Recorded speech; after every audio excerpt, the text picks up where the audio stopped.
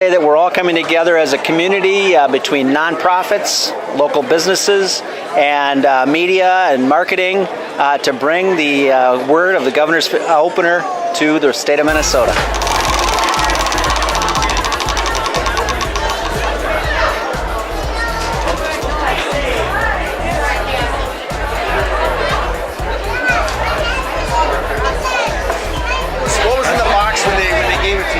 Venison loin, canned pumpkin, beer, Anuki mushrooms, bacon, and of course venison.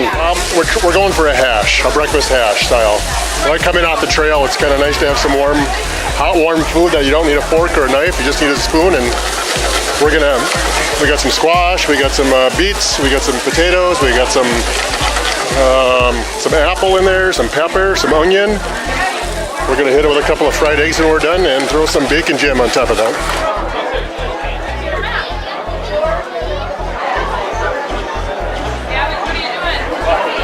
Notice it, but there's something growing out of your head. Oh no, I felt a little funny this morning, but I didn't know what was happening. Apparently does can grow horns. How come they had to do that? Because I made a goal. Because they asked There's the tunnel of air.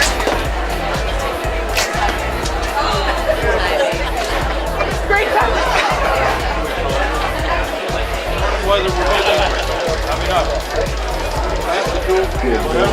Well, with this heat we're going to have, you're going to want to get that body heat out of that animal as fast as you can. Shoot that deer in the morning, get that hide off of it, wash it out really good, open it up, let that body heat get out of there.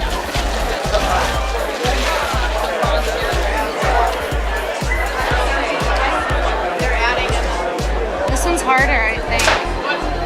What if it's like that? Yeah?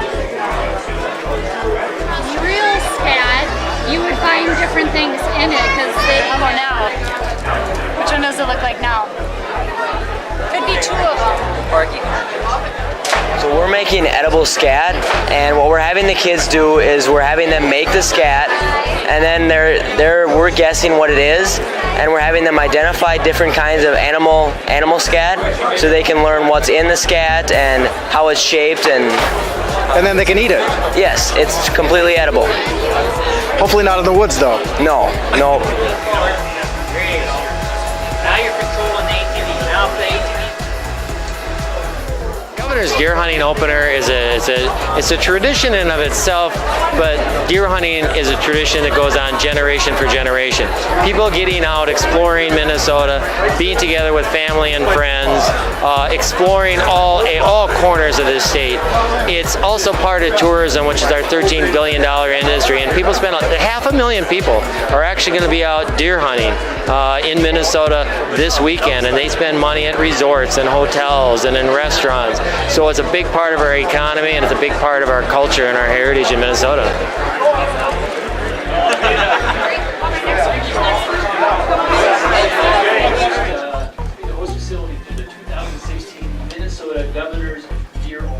If you prefer the smell of doe urine to baked cookies,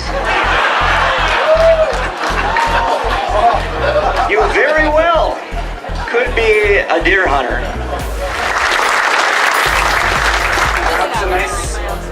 Nice. Okay, there's got to be another one.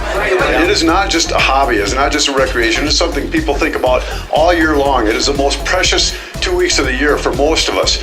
And that's because of the experiences that we have. It's the bonding that we get, it's the time outdoors, it's the time away from work.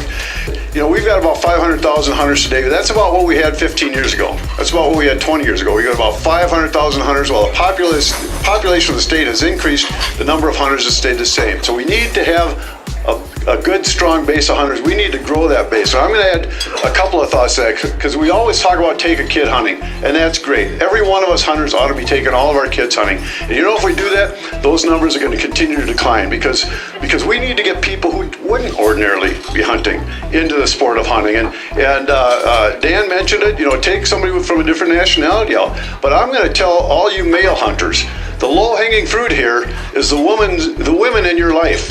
It is your daughters, it is your nieces, it is your spouses, it is your girlfriend. don't take them both at once, of course, your girlfriend and your spouse, but that's why we make it 3 weekends long, right?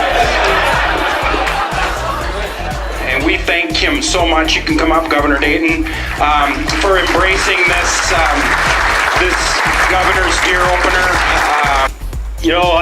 I'm not a deer hunter. I was a duck and pheasant hunting with my father and brother. I think it is, others have said, it really becomes a family tradition. You get started with it, and then it becomes part of your fabric of your family, your culture, and that's what was true for me for duck and pheasant hunting. But I just have so much appreciation for what all of you do.